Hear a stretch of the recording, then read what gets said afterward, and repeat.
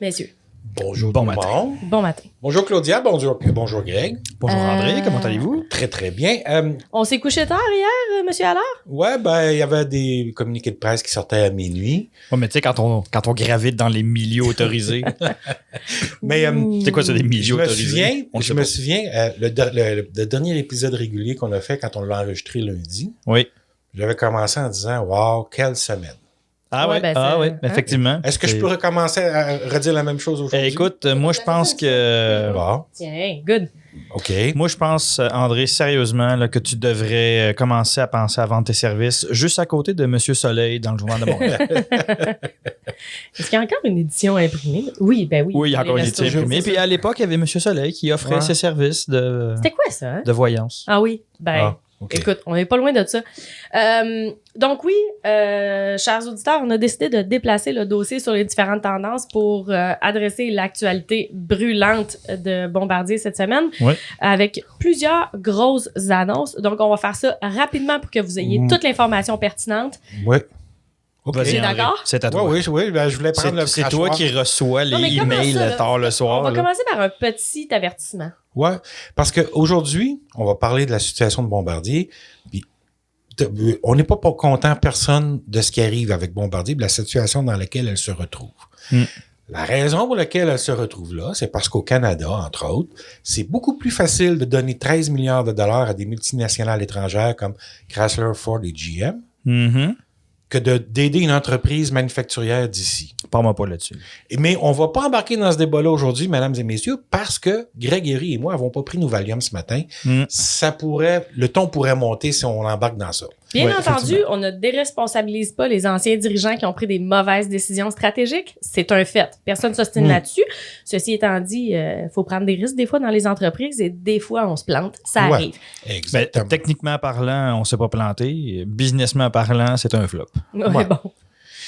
Alors, ceci dit, aujourd'hui, le Mhm. Bombardier s'est retrouvé, depuis quelques mois déjà, Mhm. même des quelques années, Bombardier est dans une situation financière critique. Mhm. Et ce qu'on fait depuis 2 ans, on est en train d'assister à une vente de feu, effectivement, Mhm. faut le dire. Mhm.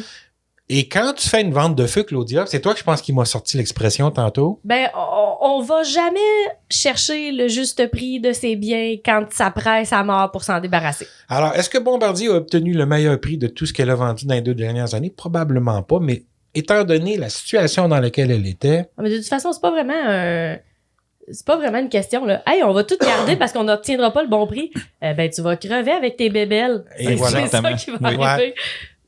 Bref, Peut-être que excusez-moi. Texteron pourrait arriver juste avant que tu crèves. ouais. Ben, en fait, c'est ça qu'ils auraient souhaité. T'es en train de mourir puis ils vont arriver avec un Kleenex. Mais c'est leur Oui. stratégie habituelle, tu sais. Ouais. Je vais aller chercher, t'es rendu dans une flaque par terre, je vais aller chercher ma pelle, c'est cool, tu sais. Je vais te prêter Ouais. un parapluie, il mouille plus. Ouais. C'est un peu ça. Ceci étant dit, on veut pas, je veux dire, il reste que ça a été une stratégie d'affaires positive Ouais. pour Textron jusqu'à Exactement. maintenant. On en reparlera de ça. Ça serait intéressant de. Et pour ce qui est de Bombardier, qu'est-ce qui est arrivé exactement depuis hier? André, on fait le tour. Premièrement. La chose que tout le monde sait et qui fait grincer des dents. C'était un secret de Polichinelle. Quel? Ben, on Bon, s'en ben, doutait, on en avait ouais, déjà Ben parlé. oui, là. Et on savait qu'il serait pas capable de réinvestir. Exact. Et que ça allait être un problème au niveau de la structure. Bon. Donc, Bombardier a vendu sa participation de 33% dans la 220. Mhm. Airbus a racheté cette participation-là pour 591 millions de dollars canadiens. Mhm. Mhm. OK? Petite chose étrange dans cette transaction-là, la participation de Québec dans la 220 monte à 25%, Mhm. Oui. mais ne sort pas un sou de ses poches. Oui. OK? Ça, c'est un petit détail. Donc, à partir de maintenant, à partir du moment où la transaction va être complétée, Oui. Québec va détenir 25% de la 220, puis Airbus 75%, jusqu'à temps que ça soit le temps de rajouter de l'argent de façon formelle. Là, on verra ce qui sera annoncé à ce moment-là. Oui, mais il faut mentionner quand même que si tout se passe bien, la stratégie de sortie du gouvernement du Québec, Mhm. c'est pas avant 2026 Ouais. au lieu des 2023 comme c'était initialement. Ouais. Et on s'entend qu'en général, avec un investissement comme ça, où au départ, tu as des très, très grosses sorties d'argent qui durent longtemps avant qu'on commence à avoir des retours positifs, Mhm. c'est normal quand on a des productions qui coûtent aussi cher que Oui, absolument. les avions. Mhm. Donc, plus longtemps le gouvernement est dans le programme, meilleur va être son retour sur investissement. Oui, puis ça, petite parenthèse, je pense que c'est ce qui va être le plus difficile aux gens à avaler. Là. Ouais. Tu sais, quand on parle d'avaler la pilule, là, ça va être ça parce que ce matin, on a vu aussi également passer les différents ministres à Québec qui mentionnaient que pour le moment, l'investissement du Québec a fondu. On y reviendra, on pourra donner des chiffres tantôt. Là. Oui, je peux te les donner tout de suite. En fait. Vas-y donc, ouais. Donc, il a fondu de 600 millions de dollars. Donc, en théorie, Québec, ben pas en théorie, Québec avait investi 1,3 milliard. En théorie, c'est ça qui est important, ce placement-là vaut aujourd'hui 700 millions. André, peux-tu donner un petit peu de détails sur comment ça fonctionne un investissement? Ben, en fait, investissement en général, dans ce genre d'investissement-là, tu investis pas pour vendre dans 6 mois, dans 1 an, dans 2 ans, dans 3 ans, OK? C'est des investissements à long terme, OK? Donc, la valeur de ton placement, tant que tu ne l'as pas encaissé... Donc, ta perte ou ton gain en capital est inexistante. Est inexistante. Tu n'as pas fait de profit puis tu n'as pas fait de perte tant que tu n'as pas vendu. Tu peux pas... C'est une valeur théorique, OK? Ouais. Et tant et aussi longtemps que le gouvernement du Québec ne vend pas sa participation, on peut pas dire qu'il a perdu de l'argent. Oui, je sais, elle vaut moins maintenant, mais elle va valoir combien cette part-là dans 5 ans, tu le sais-tu? Le bout qui est important et ce qui est sorti dans la presse et qui va faire sursauter des gens s'ils ne comprennent pas bien ce qui se passe, c'est que l'évaluation du surplus budgétaire de Québec est basée sur l'évaluation théorique de certains placements. Comme on évalue théoriquement que ce placement-là a perdu de la valeur, on est obligé de faire une provision pour perte. C'est une bonne pratique comptable, c'est normal. Dans les faits, ça ne change strictement rien sur combien Québec a dans ses coffres. Et voilà. Ça n'affecte pas la capacité de Québec à payer les infirmières, les médecins, les services aux étudiants. C'était un surplus budgété. Dans tous les cas, c'était un surplus. Exactement. C'est pas comme si ça devenait une perte. Là. Donc, de toute façon, c'est un surplus moins élevé que prévu, mais c'est un surplus quand même. Et ça, c'était en comptant une valeur qui aurait demandé au gouvernement du Québec de vendre ses parts immédiatement, ce qui n'était pas le cas. Donc, on place ça au départ. Et retournons à nos moutons. Exactement. Ça règle la question pour la... et là, je vais avancer un petit peu plus, je vais détailler un petit peu plus la logique financière de cette transaction-là, parce que là, les gens vont dire, oui, mais Bombardier s'est fait avoir, sa part valait beaucoup plus que 591 millions de dollars. Bon. Mais il y a des choses à prendre en considération dans cette transaction-là. On va partir au départ avec les évaluations qu'on avait vues dans les milieux financiers. On s'attendait à ce que Bombardier essaie d'aller chercher autour de 4 à 5 milliards pour sa participation dans la 220. Ça, c'était... beaucoup. Non, mais c'était l'extrême de ce que ça aurait valu dans circonstances normales. Oui, mais ça, les circonstances ne sont pas normales. Rêver en couleur, mais genre rêver en couleur 4K. Solide. Ouais, au 4K. Oui, non, mais on s'entend, puis ça n'inclut pas non plus les résultats financiers actuels de cette entité-là. Exact. Qui, présentement, ne sont pas positifs. Oui. Non. Donc, à un moment donné, on vend quand même une entreprise qui n'est pas profitable. C'est ça qui se passe actuellement. Ben, en ce moment, le programme, c'est ça qui est un petit peu difficile à comprendre, là, parce que j'ai été voir un peu les commentaires sur les médias sociaux. Là, puis, téméraire, Greg. Oui, effectivement, j'ai les yeux qui saignent encore. Et c'est clairement quelque chose. On ne peut pas en vouloir aux gens, on ne peut pas en vouloir aux travailleurs qui sont chez Bombardier, qui sont chez Airbus à Mirabel. T'sais, les gens ont vraiment un feeling de ça vaut rien. Mais ce qu'il faut vraiment que les gens comprennent, c'est que des programmes d'aussi grande envergure que ça prend du temps à gagner de la valeur parce que le temps de mettre en place toute la chaîne d'approvisionnement, de se structurer, de commencer à rationaliser. Au début, on y va vite, on compte pas la dépense, il faut que ça sorte. Là, on commence à réajuster certaines affaires. Donc, éventuellement, le programme, il va faire de l'argent. Mais c'est sûr. Mais ce qu'on avait entendu, ce qu'on avait comme chiffre jusqu'à maintenant, qui est théorique et qui a peut-être changé depuis cette évaluation-là, c'est que ça prenait autour de 3 à 400 appareils sortis de l'usine pour commencer à faire du profit. En termes de payer ce que ça a coûté à développer, oui. Mais ce qu'il faut... Il faut payer la production aussi. Exactement. Puis ce qu'il faut prendre en compte aussi, c'est qu'éventuellement, le programme va aussi permettre de générer des profits, on va dire des revenus. On ne parlera pas de profits, on va parler de revenus. Mhm. Le programme va être capable de générer des revenus aussi du fait que des services connexes. Absolument. Tu sais, les services de maintenance, les pièces, l'ingénierie, tout, il y a assez le pool d'avions sur le marché va devenir assez gros pour là commencer à générer des profits autres que vendre l'avion comme tel. Fait que le break-even point là, qu'on entend souvent parler de dire quand est-ce que je vais récupérer mon investissement en termes de combien d'avions ça me prend pour être capable de payer ce que ça m'a coûté à le développer.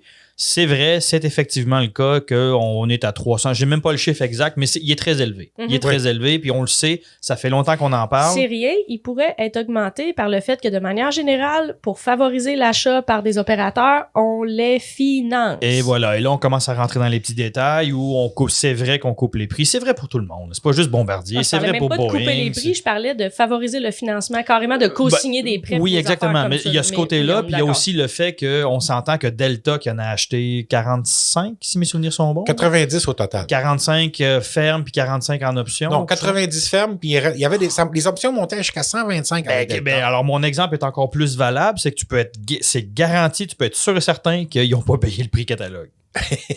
Donc, ton point est encore plus vrai, Claudia, parce que on en a déjà parlé. C'est sûr que si tu coupes tes prix parce que je t'en achète 150 d'un coup, ça va m'en prendre un petit peu plus pour être capable de récupérer cet argent-là. Donc, en attendant, c'est le producteur, l'OEM, qui couvre le coût de l'argent. Le cost of money. Ouais, merci.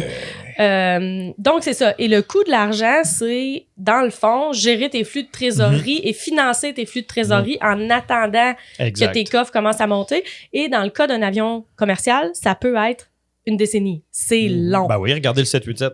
Le meilleur exemple qu'on peut donner, c'est le Dreamliner. Ça va en prendre, on sait même plus combien ça va en prendre de Dreamliner pour payer ce que ça a coûté. Et en fait, pour parler d'exemples très réels qu'on a sous les yeux actuellement, le MAX a une perspective de ne jamais être rentable. Ouais. Parti comme c'est là. Oui, mais dans leur cas, eux, c'est parce qu'avec les pénalités qu'ils vont payer. Non, mais mon point, c'est tu as du risque à gérer. Tu le sais pas. Tu as du trouble avec un morceau. Mais en termes de. Oui, tu as entièrement raison. Entièrement raison. En termes de risque à gérer, tout est à prendre en compte. Dans le cas du Dreamliner, c'est du développement de l'ingénierie pure et dure, on va dire, là, à peu près. Là. Dans le cas du MAX, ben là, on rentre dans les assurances, les pénalités, tout ce que tu veux, qui va faire que le programme sera probablement jamais rentable, effectivement. Oui.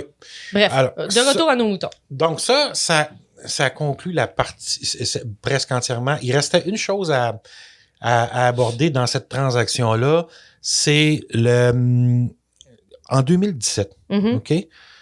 Bombardier avait donné un droit à Airbus au moment de signer l'entente de partenariat sur le C-Series. Airbus avait acquis un droit d'acquérir 100 millions d'actions de Bombardier. Ah, bon point, c'est vrai, on en parlait tantôt, c'est vrai ça. Au prix de évalué à ce moment-là en dollars canadiens de 2,29 l'action. Des options. Moi, c'était des options d'achat. Fait important, les options portaient jusqu'à un maximum de 5% des actions de catégorie A en circulation. Donc, les actions votantes. À droit de vote multiple. OK? Oui, c'est même pas juste votante, là, comme la famille. Là, si tu te mets en perspective que Bombardier est en train de se désendetter puis que la vente à Alstom va se conclure dans les mois à venir, là, tu risquais de te retrouver dans la perspective où l'action de Bombardier allait monter beaucoup. Et là, Airbus aurait eu une occasion de racheter 100 millions d'actions à peut-être en toute sa valeur. 10 cents dans la pièce. Peut-être pas tant que ça, mais oui. Mais si l'action avait valu 3 ou 4 $ dans 2 ans, ben là, racheter au quart du prix, c'est quand même... Ouais, ou à la moitié du prix ou des choses comme ça. Fait ça libère aussi cette obligation-là. Ça détache Bombardier de cette obligation-là. Et on peut dire maintenant que toutes les obligations qu'avait Bombardier dans le C-Series lors de la signature en 2017, c'est fini, c'est disparu, il n'y en a plus. OK. Bon point. Et là, compte tenu des nouvelles commandes qu'on entend, dont, entre autres, qu'est-ce qu'il y avait ce matin? C'est Nigeria Airlines? C'est Green Africa Airways. Qui est basé au Nigeria. Ouais. C'est ça, c'est pas les mêmes. Qui vient de signer un MOU, comme on dit, là, un Memorandum of Understanding ou un protocole d'entente en bon français. Ouais. Ça, c'est pas une entente. C'est une genre de promesse molle d'entente. Oui. Promesse molle. Ouais, Non, mais ben, je veux dire, il reste que tu Je peux te le t'en promets. sortir. c'est un engagement facile à prendre. Mais non, non. c'est bien dit ça. Tiens, très peu Ouais. de friction pour signer un MOU. Mais c'est à la base du système de vente dans l'industrie Ouais, aéronautique tout à fait. parce que c'est tellement complexe faire ton montage financier puis tout ça. La première chose que tu fais quand tu signes un MOU avec un fabricant, c'est que tu t'entends sur un prix. Bien souvent dans cette lettre-là. Et là, ça donne la possibilité à l'acheteur de se revirer de bord, d'aller chercher son financement, tu comprends? Ouais. Mhm. Parce que là, tu as un prix, tu as des dates de livraison, tu as des choses précises. Ça concrétise un petit peu toute la situation. Ça là. te permet d'avancer vers le LOI ou la lettre, la signature de commande ferme. Et là, Ouais, est-ce qu'il y avait d'autres intentions avant? Est-ce que c'est cet opérateur-là qui avait d'autres options avant? Oui, ben le premier MOU que cet opérateur-là a signé, c'était en décembre 2018. Écoutez bien ça. C'était pour 50 Boeing 737 MAX 8. Oh my God. Mais évidemment, Est-ce ben, que c'est musique à nos oreilles? Oh là Ben là, ça y oui. est, je capote. Encore, on l'a déjà dit, personne ne se réjouit du malheur des autres. Non. Mais dans ce cas-là, Mais on est ils content. ont fait un excellent choix. Ouais. Oui. ben là, c'est Hey, clair. je vous l'avais-tu dit que la C-Series, maintenant A20, est une excellente machine? Ben, Je suis pas sûr que j'en avais parlé. Est-ce que j'en avais parlé de ça? Je suis pas sûr que tu l'as dit assez. Répète-les donc encore. Attendez. La C-Series, maintenant A220, c'est une excellente machine. Ouais. Très bien designée. On remercie nos amis ingénieurs chez Mirabel. Ouais. Chez Bombardier à Mirabel à l'époque. et J'imagine maintenant, qu'il manque un mot, mais oui, on est Chez d'accord. avec Mirabel, j'ai dit. Oui, chez Ouais. Mirabel. Je m'excuse. Chez Bombardier Aéronautique à Mirabel. Là, les ingénieurs civils en l'emploi de la ville de Mirabel étaient bien contents de t'entendre. Oui, c'est vrai. Ouais, on fait des super beaux fossés. toi. OK. All right. Et d'autres nouvelles qui étaient cette fois La- inattendues totalement. Oui et non. Bon, bon. toi aussi, ben, toi, tu es au courant de tout. Oui, mais là. ça Mais compte pas parce que toi, Oui tu le et non. savais. là. C'est-à-dire qu'il y a, il y a tellement de rumeurs qui circulent depuis 25 ans à propos des activités de Bombardier au plan 1. L'ancien Tout a déjà été dit au moins une fois, c'est ça ton point? au moins 100 fois même. Ouais. Donc, ça avait circulé, cette rumeur-là, comme de quoi Stelia rachèterait les activités de production Du plan 1. Ouais, ben de l'A 220 au plan 1, qui comprend le fuselage, Moi, j'avais entendu le plan 1 tout court, là, au complet. Ah, là. tu vois, tu as entendu le Ouais. plan au complet. Ouais. Là, ce qui a été acheté, c'est le fuselage, le bulkhead, ou Le cockpit. ouais, j'ai dit fuselage, le cockpit, oui, Oui. le poste de pilotage. Le bulkhead en anglais, donc la cloison étanche à l'arrière. Puis la pointe arrière du fuselage, donc l'aft fuse, qui, Oui. elle, n'est pas pressurisée en passant, là, qui est en Ouais, arrière ouais, de la fameuse cloison étanche. Et les activités de Bombardier sur l'A330. À Saint-Laurent, Bombardier fabrique le dessous des cockpits d'A330 Ouais. et des parties de structure de plancher aussi. Ouais, Mais là, puis toi, c'est- tu parlais du plan 1 au complet. Toi, tu es en train de dire que non, c'est des petits morceaux. Est-ce que je peux avoir une idée de ce qui reste? Si ce on qui, compte tous ces petits ce qui morceaux. va rester au plan 1, donc premièrement, pour ceux qui écoutent et qui connaissent pas c'est quoi le plan 1, c'est important de recadrer un Mhm. petit peu. Mhm. Le plan 1, c'est le plan de Canadair d'origine. C'est Cartierville. Mhm. Donc, maintenant, pour ceux qui connaissent un peu Montréal, c'est Cartierville. Il y avait un aéroport là, à l'époque. Ouais. À cette heure, c'est un terrain de golf, je pense, puis il y a des condos tout Ouais, autour. là. les condos tout autour. C'est là que sont venus au monde le CL215. C'est le 215, c'est là qu'on a fabriqué des Sabre à l'époque. Ouais, des- les super sabres. Pas les super sabres, les sabres, là, les F-86. Premier Challenger a pris son décollage de Ouais, cet endroit-là. exactement. Donc, c'est un plan un peu mythique là, pour les Mhm. maniaques d'aviation. C'est vieux. Il y a de l'histoire là-dedans. là, OK? Oui, Et- et comme toutes les vieilles usines mythiques qui datent des années 40, il y a aussi ces petits problèmes au niveau bâtiment, là, mais... Ouais, ça, on en reparlera. On pourra en faire un petit hors-série sur Canadair à l'époque. Mais à ce plan-là, c'est de l'aérostructure qu'on fait. Mhm. Mhm. Donc, on fait le cockpit du Global, par exemple. Et, 5000, 6000, 7000, toutes le programme on dit-tu global. Global avec un S ou Globo? On a déjà On posé en la a question. parlé on dans sait 3 pas. épisodes différents. On continue à pas être au courant. Est-ce qu'on pourrait avoir la réponse de Bombardier? moi, s'il non, vous moi, plaît? moi, je pense que c'est convaincu. 3 globales. là. Est-ce Parce que c'est que un le nom département des coms de Bombardier C'est ça. peut nous dire c'est quoi la réponse? Ouais. Donc, Mais ça sonne bizarre. fait que on fabrique beaucoup de pièces de sous-ensemble qui, ensuite de ça, sont envoyées soit à Toronto dans le cas du Global ou au C'est- plan 3 à Dorval dans le cas des Challenger. Donc, Ouais. ton point, ce serait que tout ce qui est en lien avec les avions d'affaires va être conservé. Exactement. Il reste à peu près, une fois cette transaction-là complétée, il reste à peu près 2000 personnes qui travaillent pour Bombardier Au plan 1. OK? C'est Stelia, dans l'entente c'est une entente pour ces activités-là, là, c'est une entente entre Bombardier, Airbus et Stelia. Un OK? trip à 3. Ouais. Ouais. Mais C'est ça. Oui, c'est une entente. Puis Tout je le dis ça, monde est content. tout le monde est content parce que Ouais. on s'entend que la transaction, c'est entre Bombardier et Airbus. Airbus. Puis pouf, il y a Stelia dans le... Fait que, Stelia étant une filiale à part entière d'Airbus, oui. faut mentionner aussi qu'au niveau industriel, Stelia, c'est pas un petit joueur, c'est un gros joueur. Tous les postes de pilotage des avions civils d'Airbus sont fabriqués par Stelia en passant. Oui, puis Stelia, pour ceux qui ne connaissent pas, c'est une, comme tu le mentionnais, André, c'est une société à part entière qui appartient exclusivement à Airbus. Puis, c'est un genre de spin-off là, qu'ils avaient fait à l'époque. Premièrement, Stelia, c'est un regroupement de 2 compagnies. OK? Mhm. Fait que longue histoire courte, c'était Aerolia qui avait été créé en 2009. Et la Sogerma, alors attendez, je vais vous le dire parce que c'est vraiment cute. Les acronymes français. Les acronymes français, oui, absolument. À la Sogerma, qui est la Société girondine d'entretien et de réparation de matériel aéronautique. Ce qui est intéressant dans cette histoire-là, ne vous fiez pas à mon ton, c'est qu'elle date de 1924. OK. Donc, une compagnie qui faisait de l'aérostructure, tout ça, et qui a du véhicule. MRO ou du ERR en Exactement. Donc, c'est une compagnie qui a beaucoup de vécu, qui sait de quoi elle parle. On a mergé ça avec Aerolia et c'est devenu Stelia. Donc, à ce niveau-là, ce que ça a fait, c'est que ça a créé un sous-traitant. Airbus a créé son propre sous-traitant d'aérostructure et de siège. Puis quand on parle, pour finir un petit peu ce tour de table-là, au niveau de Stelia, c'est environ 7000 employés, un petit peu d'affaires plus que 7000 employés et 2,4 milliards d'euros de chiffre d'affaires.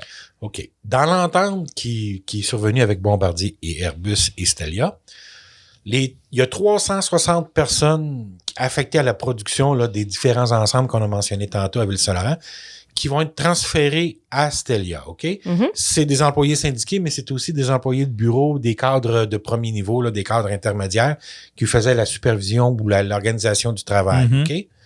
Stelia puis Airbus se sont engagés à maintenir les emplois. Maintenant, ce que j'ai comme information, mais c'est pas clair et net encore, Ouais. Stelia va créer Stelia Ville-Saint-Laurent. OK? Donc, c'est une nouvelle entreprise qui est créée. Les employés syndiqués se retrouvent à travailler pour Stelia Saint-Laurent, Ville-Saint-Laurent. Et ce qui est certain, c'est que pour tant et aussi longtemps qu'ils sont dans Stelia Ville-Saint-Laurent, l'accréditation syndicale et les conditions de travail sont maintenues. C'est la compréhension que j'en ai aujourd'hui ce matin à 11h et quelques. Peut-être que ça va changer dans les prochains jours, mais là, le portrait que j'en ai, c'est ça. Mais il parlait de maintien d'à peu près de 2 à 3 ans, là, le temps de relocaliser tout ça à Mirabel. je Ben, pense. c'est ça. C'est qu'à ce moment, à Mirabel, Stelia fabrique les fuselages du Global 7500. Ouais. Et ils sont bien, l'espace qu'il y a là, il y a juste le Global 7500 qui peut rentrer là-dedans. Ils doivent agrandir. Ce qu'il faut comprendre aussi, c'est que Stelia, au niveau organisation du travail, si on compare à la façon dont ça fonctionne chez Bombardier et chez Stelia, beaucoup plus Européen. standardisé puis automatisé comme processus et plus efficace. Parce qu'un des gros problèmes à lequel faisait face Bombardier avec ces différents produits-là, Mhm. c'est que Bombardier Airbus avait demandé à tous ses fournisseurs de réduire les coûts de production de 20%. Il n'était pas en mesure de faire ça. Il n'était pas en mesure de faire ça. Et en Mhm. ce moment, il n'était pas rentable. Ces activités-là n'étaient plus rentables. OK? De toute façon, il y avait un sérieux coup de barre à donner. Il y avait un sérieux coup de barre à donner. Et Stelia arrive avec une expertise pour le faire. Et voilà, une excellente expertise pour le faire. Mhm. Moi, il y a des gens que je connais qui sont allés visiter Stelia en Europe. Puis ils étaient allés à Mulhouse, ou je me souviens plus le nom de la ville, là. Mulhouse. Mulhouse, oui. J'ai dit Mulhouse, mais là, je l'ai dit en anglais. Hein. Ouais, Alors, on salue les gens de Mulhouse. Mulhouse, où ils font justement des postes de pilotage. La personne avait dit, oh, nous autres, chez Bombardier, on ne sera jamais capable de faire ça. Et quand est survenue l'entente avec Airbus Ouais. et la demande de réduire de 20%, cette personne-là, la première réflexion qu'elle s'est faite, elle s'est dit, bon, ben, la fabrication des postes de pilotage du 220, ça va s'en aller chez Stelia. Tu sais, il avait vu venir ça, là, puis ça Mhm. on parle Ouais. il y a quasiment 2 ans, là. Ouais, C'était ouais. évident. pour cette personne-là. Pourtant, il y a une partie si je me rappelle de mes visites au plan 1, il y avait beaucoup d'automatisation puis de robotique autour de la fabrication des pièces pour le C-Series à l'époque. Ouais, le poste de pilotage, oui, Avec les riveteuses automatiques. Les riveteuses automatisées, mais là, il faudra voir comment Stelia va améliorer cette... Ben, si c'est mieux, imagine. Mais là, il y a toute une négociation à faire entre Stelia et la IMTA au niveau des employés syndiqués. Oui. Là, ce qui a sorti ce matin, OK, c'est que Airbus rengageait les 360 personnes là, de Bombardier. Ce qui n'est pas clair, c'est quand on dit Airbus, est-ce que c'est la filiale Stelia d'Airbus ou Airbus? Ou Airbus Canada. Ou Airbus Canada. Donc, on ne le sait pas encore, là, c'est pas bien défini. Oui. Parce que ce que plusieurs se demandent, c'est que les employés du CRJ, eux autres, à Mirabel, il y a 200 syndiqués, là. Théoriquement, eux autres, s'ils sont mis à pied par Bombardier, Airbus peut les rappeler, peut leur offrir un emploi, OK? Ouais. Mais s'ils embauchent les gens du plan 1, qu'est-ce qui arrive avec les gens à Mirabel? Il y a toute une chose à décider, à déterminer, mais j'éviterais de trop faire de spéculation là-dessus. D'après moi, il va y avoir des négociations à venir dans les jours à venir. De toute façon, on s'entend, une partie de l'intérêt de ces entreprises-là de venir s'établir au Québec, c'est d'acquérir de l'expertise. On n'a pas nécessairement intérêt à ne pas récupérer des gens dans un contexte de pénurie de main-d'œuvre. Exactement. Puis ça, c'est un point... je comprends tout à fait, je compatis avec les gens qui vont devoir changer de bannière. Là. Ouais. Mais moi, le feeling que j'ai par rapport à ça, c'est que Airbus va faire exactement ce qu'ils font en Europe, c'est-à-dire très très peu de manufacturing. Et puis là, je parle pour Mirabel, là, ce qui va se passer à Mirabel. Moi, je pense que donc Airbus va se concentrer sur l'assemblage du A220 et va se débarrasser, entre guillemets, là, le mot n'est pas cool, là, mais va envoyer tout le reste, le peu de manufacturing qui se faisait encore dans la région ici, là, va tout envoyer ça à Stelia et peut-être d'autres sous-traitants. Ces sous-traitants, s'ils ne sont pas déjà arrivés au Canada, vont arriver au Canada dans les années à venir. Oui, mais de toute façon, on parlait d'un manque de capacité. Exact. Mais je ne m'inquiète pas au niveau du pôle aéronautique. Non, vraiment pas. Parce que c'est juste que le paysage va changer. On risque de voir arriver de nouvelles compagnies ou voir, mettons, Stelia prendre beaucoup plus de place qu'elle n'en prenait. Ben, écoute, puis moi là-dessus, je ne doute pas des intérêts d'Airbus au Canada puis à Mirabel.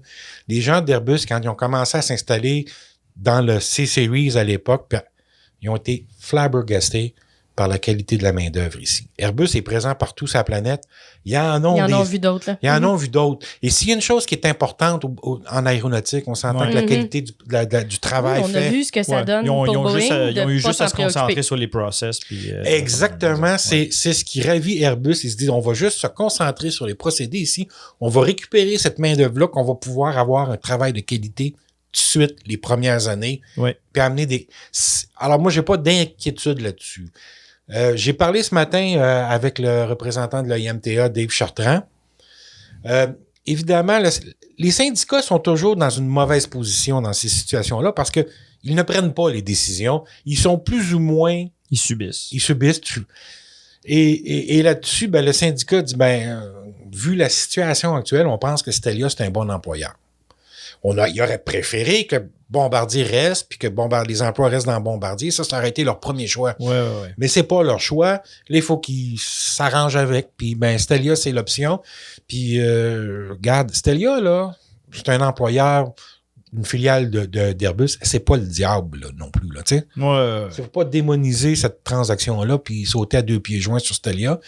Et si on prend l'ouverture que j'ai faite sur l'aide aux entreprises canadiennes et québécoises, c'est pas à faute à Stelia si on est obligé de vendre. Si des entreprises, ils ont profité d'une occasion. On a un débat à faire interne, nous autres. Comment ça se fait que c'est des entreprises étrangères qui achètent, là? Ouais. Mais Stelia font pas ça parce qu'ils sont méchants, ni Airbus non plus. Il y a une opportunité, mais on la prend, nous autres. Ouais. Et au jour d'aujourd'hui, compte tenu, et j'y reviens, de la pénurie de main-d'œuvre, personne n'a avantage à maltraiter leurs gens. Absolument. Parce qu'il va y avoir de la mobilité. Oui. Donc, on s'attend à ce que ça aille relativement bien. Si Bombardier réduit sa capacité en aérostructure, la nature a horreur du vide. Là, en ce moment, il y a Stelia. Il peut en arriver d'autres. Peut-être Spirit AeroSystems aussi pourrait arriver à Montréal. On ne sait pas. Puis là, je sous-entends rien. Je ne suis pas au courant de rien, quoi que ce soit. Là, mais si Bombardier décide de faire d'appliquer la sauce Airbus puis de dire ben OK, fine, nous autres, c'est une très bonne idée. On va se concentrer sur l'assemblage final puis puis on va sous-traiter tout le reste, ça va laisser de la place à d'autres joueurs. Ouais. Donc, on revient aux chiffres purs et durs. Les résultats financiers de Bombardier, André. Oui. Alors là, j'avais éteint mon... Oh là là. Oh non, pas ton Mac. mon super... Qu'est-ce que t'as contre mon super Mac? Je sais pas, mais oh non, il est éteint ton Mac. Ouais, ben là, regarde, on va le rallumer. Rallume ton Mac. OK, Bon. c'est beau. OK. Ben, en fait, là, les prévisions de revenus qui avaient été annoncées, revues à la baisse, Mhm. et la perte là, d'à peu près 1,5 milliard annoncée il y a à peu près 3 semaines, un mois, là, Mhm. Oui. c'est confirmé. Mhm. Ce qu'il faut comprendre des résultats financiers et ce qu'il faut retenir, la partie importante que moi je retiens, au-delà de tout le reste, c'est qu'en ce moment, Bombardier a des liquidités pro forma de 4,4 milliards, mais des liquidités totales de 5,5 milliards, une fois que toutes les ventes officialisées seront comptabilisées. Ça exclut donc la vente de Bombardier Transport à Alstom. Bombardier a 5,5 milliards de dollars dans ses coffres une fois que tous les chèques vont être encaissés. Cash. Parlons Cash. un peu justement de la transaction potentielle avec Alstom. Ben, veux-tu, je vais avant d'aller là, Mm. je voudrais expliquer quelque chose parce que un commentaire que j'ai vu souvent ce matin, Mhm. Bombardier va avoir 5 milliards de dollars de cash dans ses poches. On sait bien, là, les cadres puis les actionnaires, les actionnaires de contrôle vont se voter des bonus puis tout ça, puis ils vont mettre ça dans leurs poches. Une compagnie de la terre de Bombardier, et ce, tant et aussi longtemps que tu as Bombardier Aviation puis Bombardier Transport, un chiffre d'affaires de 15 milliards de dollars, tu prends un ratio d'à peu près 1/5 du chiffre d'affaires que tu dois garder en liquidité dans tes coffres. Mhm. OK? 1/5 de 15 milliards de dollars, c'est 3 milliards. Mhm. OK? Moi, depuis que je couvre Bombardier en 2014, c'est le ratio que tous les analystes, que tout le financier et tout ce qu'on demande à Bombardier, c'est de garder des liquidités de 3 milliards. Là, Bon. on a besoin de couvrir de la dette qui va venir à échéance. Oui. Pour finir avec l'histoire du 3 milliards, pourquoi? Ben, quand tu as un contrat de 800 millions puis que tu livres à la Deutsche Bahn ou à quelque affaire comme ça, il faut que tu avances l'argent, il faut que tu fabriques les trains, il faut que tu les livres. Puis le chèque, des fois, il est long à rentrer parce que là, tu as un litige en plus. C'est pour ça qu'on exige une compagnie comme Bombardier qu'elle garde un ratio de 3 milliards de dollars ou 1/5 Donc, ça finance les flux de trésorerie. trésorerie. C'est ça. Exactement. Fait que cet argent-là, là, tu peux pas le sortir des coffres de la compagnie, tu peux pas les mettre dans les coffres, dans les poches des dirigeants. Là. Ouais. Arrêtez de capoter avec ça. Là. C'est hallucinant si vous voyez le nombre Ben, de commentaires que je vois là-dessus. Non, mais genre, on va faire un petit parallèle assez simple. Toi, dans ton compte en banque, là, Mhm. quand tu as fini de payer tes dépenses du mois, Mhm. c'est vraiment difficile de gérer tes affaires si ton compte tombe à 0. Ouais. C'est pas ça l'idée. Tu te gardes un petit fonds qui Ouais. peut fluctuer un peu, mais qui te permet de couvrir tes dépenses avant que le revenu soit rentré, Tu etc. devrais- Tu devrais Donc, pas par exemple, avoir... tu as travaillé ta semaine de travail. Est-ce que l'argent est dans tes poches tout de suite? Non. Non. Donc, en attendant, tu as quand Faut même quand tes même dépenses tu à mettes du couvrir. gaz, Exactement. etc. Ouais. Fait que donc, c'est le même principe. Le flux de les liquidités, donc le compte en banque de Bombardier, peut pas être à 0.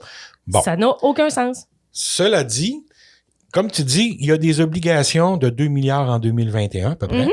Donc, il faut du lousse pour les couvrir. Donc, et en ce moment, le 2,5 milliards de lousse permet de couvrir les obligations de 2021. OK? Mhm. Maintenant, si on avance un peu plus loin, puis que là, on parle de la transaction d'Alstom, Mhm. qui je sais que c'est pas réglé encore, mais mettons qu'il y a assez d'informations pour dire que ça s'en vient. Mhm. Les chiffres pour le coût d'acquisition de Bombardier par transport par Alstom varient de 6 à 10 milliards de dollars canadiens. Mhm. OK? Selon qu'on prend. Parce qu'on nous donne souvent le chiffre de 7 milliards de dollars, mais il y en a qui Moi, j'ai disent, vu 7. il y en a qui disent c'est 7 milliards d'euros, 7 milliards US, 7 milliards canadiens. Juste comme ça, J'espère ça que c'est fait pas en une canadien. grosse différence Et- de jusqu'à 40%, là, Ouais. quand même. Et Alstom a dit qu'elle allait revoir légèrement à la baisse son prix parce que la marge bénéficiaire n'est pas assez élevée sur certains contrats. Mhm. Mettons que ça baisse à 6 milliards de dollars canadiens. C'est le pire scénario qu'on a en ce moment sur la table. C'est ça. Mhm. OK? Et Bombardier est beaucoup moins désespéré qu'elle ne l'était. Oui, parce que là, comme on vient de dire, 2021, les échéances sont Couverte, couvertes. absolument. Là, elle recevrait 2 tiers de ce 6 milliards de dollars-là parce qu'elle détient 70% de Bombardier Transport, le reste étant détenu par la Caisse. Donc, dans le pire des cas, elle va recevoir 4 milliards de dollars canadiens en plus des 5,5 milliards de dollars qu'elle a déjà en liquidité à ce moment. Une fois que tu sépares Bombardier Transport et Bombardier Aviation, On a besoin de moins de liquidité. ben oui, parce que le chiffre d'affaires n'est plus le même. Elle connaît ça, les chiffres. Mais effectivement, tu tombes avec une entreprise qui va avoir un chiffre d'affaires d'à peu près 5 à 6 milliards de dollars. Ouais. OK? Prends 1/5 de ce chiffre d'affaires-là, tu arrives 1 milliard, 1,3 milliard C'est de tellement liquidité. Donc, sur le 9 milliards de dollars qui te reste, 9,5, tu peux prendre 8 milliards puis rembourser les 2 tiers de ta dette. Il t'en reste parce qu'en dollar canadien, c'est 11 milliards quelques. Tu peux la renégocier pour obtenir des meilleurs taux. Tu peux investir dans des nouveaux programmes. Et quand j'aime ça. Elle est vraiment bonne en chiffres. Un nouveau challenger, admettons, là, je dis ça de même. Là. J'ai pas réfléchi, rien. Là. J'ai dit ça comme ça. Là, Et c'est ça. point, là. Je suis pas prêt à dire que Bombardier est sorti d'affaires. Non. OK? Non, mais sa situation va changer énormément. Mais disons que c'est un gros retournement de situation. OK? Et là, moi, les réflexions que j'ai entendues depuis hier, ouais, mais André, une fois que Stelia sort l'A 220 puis le 330 du plan 1, là, Ouais. tu sais qu'on peut faire des fuselages puis des sections d'empennage d'un nouveau Challenger. Ouais. Il y a de la place. Fait que c'est fait pour ça. soit il rapatrie plus de choses à l'interne, puis moi, je fermerai Querétaro. Oh là! Oui, je fermerai Querétaro. Alors que je suis vote Est-ce que pour tout le monde ça. m'a entendu, là? Oui. Je ferme Querétaro. Et Je ramène tout ça à Montréal. On recommence à rebâtir à l'interne, OK? Puis je vais aller même plus loin que ça, puis on en redébattra à un autre moment, mais je lance l'idée. Moi, je serai Bombardier. Il va rester la division aviation, là. Je m'en vais en Suède. Je vais voir Saab. Saab qui, au niveau à Saab Aviation, qui s'est spécialisé, qui fabrique un jet ouais, mais qui est militaire, surtout... mais qui fait beaucoup de produits au niveau de l'intelligence, du data gathering, puis des radars et tout ça. Là. Ouais. Ils utilisent déjà des plateformes Bombardier. C'est pour ça que je parle de ça. Le Global Eye, puis il y a le Dash 8 aussi qu'ils ont mis une antenne dessus. Là. Des antennes. Moi, je retourne les voir, puis je merge. Ah! Oui. Ah, Bombardier. Ah, tu vois ça? Ouais, ben à partir du moment moi, où je vais voir les Suédois, puis fait que la Parce Suède qu'il est va pas dit, amener... en fait, qu'ils vont juste rester dans un mode petit. Mais tu sais, tu peux te débarrasser de certaines sortes de divisions puis en acquérir d'autres. Il y a comme... c'est intéressant. Bombardier, c'est souvent essayé au niveau du militaire, tout ça. Regarde, OK, là, on vit sur une planète où il va y avoir des conflits, il va y avoir des choses. Je m'excuse, j'aimerais ça vivre d'amour et d'eau fraîche. Ça se peut pas. Exact. OK? Fait que là, tu prends Bombardier, ils vont continuer à développer de superbes produits comme ils le font déjà. Fait que ça, c'est réglé, c'est canné, ils ont une expertise X. Après ça, tu t'en vas voir un intégrateur, OK? Saab, par exemple, pour ne pas les nommer. Tu t'en vas les voir, tu leur dis « Hey, les amis, moi, j'ai la plateforme. Vous avez l'expertise. On merge tout ça. On crée Bombardier Saab, machin. Puis, on vend des... parce que là, en ce moment, c'est soit les Américains, soit Dassault, ou les Israéliens qui se ramassent tous les beaux petits contrats de prendre une plateforme X. Les Israéliens utilisent beaucoup le Gulfstream. Moi, presque exclusivement. Presque exclusivement Gulfstream pour les avions spéciaux. Puis, ils ramassent beaucoup de parts de marché à ce niveau-là. Fait que du global pour ramasser du signal, ce serait ça ton plan? Oui, ça existe déjà. Le Sentinelle en Angleterre. Ce qui, du même coup, couperait peut-être le pied un peu à Embraer. Peut-être aussi. Oui, ben Puis en même temps, ça te permettrait de pouvoir pousser plus loin, développer différentes plateformes. Couper l'herbe sous le pied. Oui, mais ça ouvre. C'est vrai qu'une association avec Saab, ça ouvre une porte aux contrats militaires en Europe. C'est comme. Mais oui, pourquoi pas? Voyons. Dassault le fait, tout le monde le fait que pourquoi pas nous autres? Mais. Guillemets. Oui. J'exige ouverture de guillemets, je viens de recevoir. Ah, mon Mac, là, tu ne l'aimes pas, mais il est pratique. Mais il est connecté à Internet. Oh my God, t'as Internet là-dessus? T'as Internet sur ton Mac? Vas-y, André. Une chance que je le connais. Une chance que je te connais. Conseil du patronat se félicite de des transactions annoncées avec Airbus et Stelia. Ils trouvent que c'est une bonne nouvelle pour le Québec. Okay. Tant que les emplois restent ici, c'est parfait. Et voilà, eux, ils voient les avantages au niveau industriel dont on a parlé tantôt. OK. Donc, ce qu'on a le goût de dire dans cette situation-là, c'est que à part le prix de vente des parts dans la 220, qui est un peu malheureusement bas, compte tenu des estimés qu'on avait vus. Oui. À part de ça, c'est pas mal la meilleure situation qu'on pouvait espérer dans les circonstances. Exactement, puis je mets au défi. Et là, on va entendre chialer du monde, là, mais regarde, non, c'est pas évident de faire ça. C'est pas évident de chercher. On n'est pas ces resté délais. assez longtemps. C'est pas compliqué, là. Uh-huh. Pour que ces parts-là valent quelque D'accord. chose. Mhm. Il aurait fallu que Bombardier reste plus longtemps dans le bateau. Pour faire Puis- ça, il aurait fallu qu'il soit en mesure de réinvestir. Et pour faire ça, il aurait fallu qu'il arrive absolument rien de négatif, comme ça a été le cas dans la Absolument, division tout à transport, fait. premièrement. Fait que ça, Deuxièmement, malheureusement, c'est peut-être comme un ça. peu, Mais réjouissons-nous. Les emplois sont sauvés. Fait qu'on a des amis. J'ai une belle pensée pour les amis, contacts, collègues qu'on a chez Bombardier et autres sous-traitants autour. Là. Les emplois sont sauvés. Des beaux emplois, des emplois payants. Fait que ça, pour le moment, on va toucher du bois. Et l'expertise est préservée au Québec. Et l'expertise est préservée au Québec. OK. Et, oui. Et moi, ce que je regarde aussi, c'est que là, mois d'avril, il va y avoir l'Assemblée générale des actionnaires de Bombardier. Oui. Mhm. Et là, il s'en vient une grosse réorganisation au niveau de la structure de chez Bombardier parce que Il me semble qu'il y a toute une série de vice-présidents qui Ben ne sont oui. plus nécessaires. Ben oui, parce que là, tu as Bombardier Aviation, tu as Bombardier Transport. À partir du moment où tu n'as plus rien un seul type d'activité dans l'entreprise, Ouais. tu n'as plus besoin de ce qu'on appelle Bombardier Corporate, le Bombardier corporatif au-dessus qui chapeaute chacune des entités. Là. Mhm. Tu deviens très linéaire, très direct dans ta structure. Moi, je vous donne un nom, OK? Mhm. Une personne à suivre, Mhm. David Khalil. Mhm. Monsieur Une espèce de rockstar de l'ombre. Oui, Monsieur Khalil livre du résultat comme un fou depuis ses débuts. exact. En fait, il a été nommé à l'été 2015 comme président de Bombardier Avions d'affaires. Mhm. Rappelez-vous, quand il est arrivé, là, c'était l'hécatombe. Hécatombe. J'ai dit hécatombe. Bon, mon lapsus est fait. Hey, c'est vrai! Yeah! Ça nous en prenait un. Ça nous en On va prend finir par faire un bingo avec les lapsus. De... Ouais, Je pense que ça va faudrait nous prendre un montage de lapsus. Sur ta console, il faudrait que tu aies un petit son quand je fais mon lapsus. Là, tu sais, Une série d'applaudissements. Ouais, c'est ça. Ouais, c'est vrai, ça. On va y Ouais. penser. C'est Kéten au bout, fait que c'est parfait. Tu allais dire, André? donc, J'ai failli t'appeler l'hécatombe. Je sais pas c'est qui. Face de JP. Hein. C'était l'hécatombe chez Bombardier Avions d'affaires. Le Global 6000 s'était arrêté. Oui. Le vol inaugural qui était prévu pour l'automne 2015, là, Ouais. n'était même pas proche. Il n'avait même pas fini de jointer les ailes sur le premier avion. Ouais. Alors là, on a retardé le premier vol de 2 ans. Les problèmes avec Triumph, le fournisseur des ailes. C'est vrai. Ça. Le nombre de courriels que j'ai lus, que j'ai reçus en privé, que j'ai jamais publié. Moi, j'ai adoré ça, cette bataille-là. En plus, dans les médias sociaux, t'es pas bon, non, c'est toi. Oui, non, Ouais. oui, non. Quelle Alors, approche. ça a été, Ouais. et c'est lui qui a réglé ce problème-là, Mhm. OK? Qui a trouvé une solution intéressante, qui a remis le programme Global sur les rails, Mm. qui a gardé la division avion d'affaires rentable, Ouais. OK? Mhm. Et tout en restant rentable, en développant le Global 7500, à un moment donné, en 2018, ou pas en 2018, pardon, en 2017, à eBase, en Europe, ils nous sortent un Global 5500 puis 6500 du chapeau. Ouais. Personne avait vu venir ça.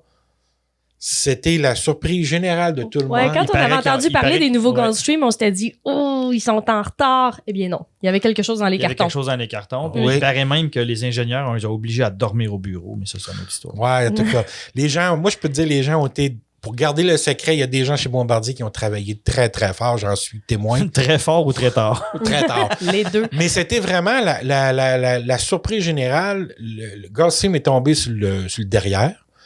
Bombardier, à ce moment-là, dans les avions haut de gamme, là, dans le haut de la gamme des avions d'affaires, a repris les devants.